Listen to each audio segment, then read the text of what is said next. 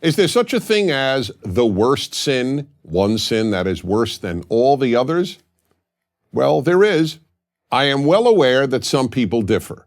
They maintain that we can't declare any sin worse than any other. To God, a sin is how it's often expressed. In this view, a person who steals a stapler from the office is committing as grievous a sin in God's eyes as a murderer.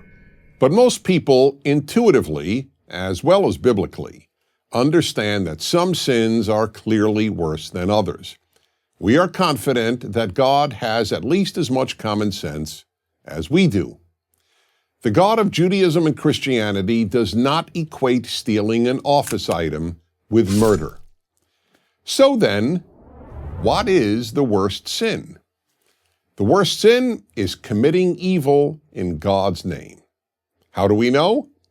From the third commandment of the 10 Commandments. This is the only one of the 10 Commandments that states that God will not forgive a person who violates the commandment. What does the commandment say? It is most commonly translated as, "Do not take the name of the Lord thy God in vain, for the Lord will not hold guiltless," meaning will not forgive, "whoever takes his name in vain." Most people understandably think that the commandment forbids saying God's name for no good reason.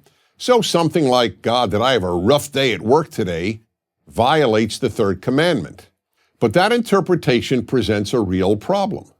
It would mean that whereas God could forgive the violation of any of the other commandments, dishonoring one's parents, stealing, adultery, or even committing murder, he would never forgive someone who said, "God, did I have a rough day at work today?" Let's be honest. That would render God and the 10 Commandments morally incomprehensible. Well, as it happens, the commandment is not the problem. The problem is the translation. The Hebrew original does not say, "do not take." It says, "do not carry."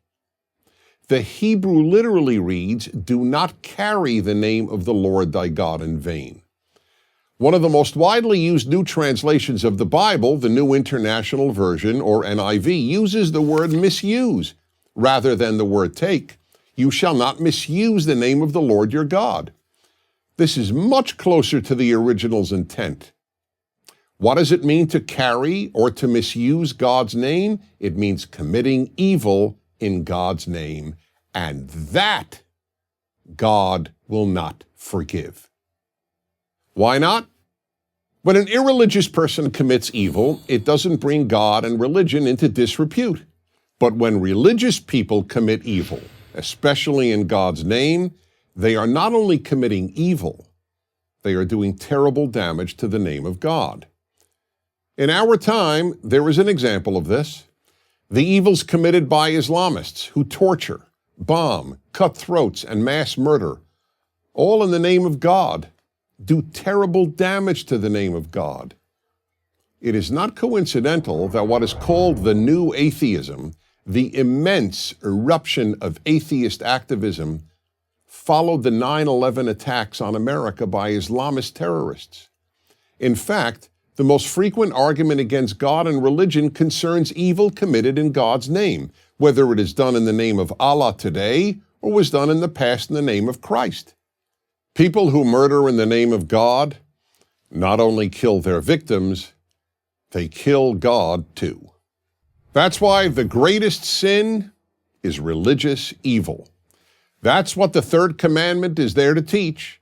Don't carry God's name in vain. If you do, God won't forgive you. I'm Dennis Prager.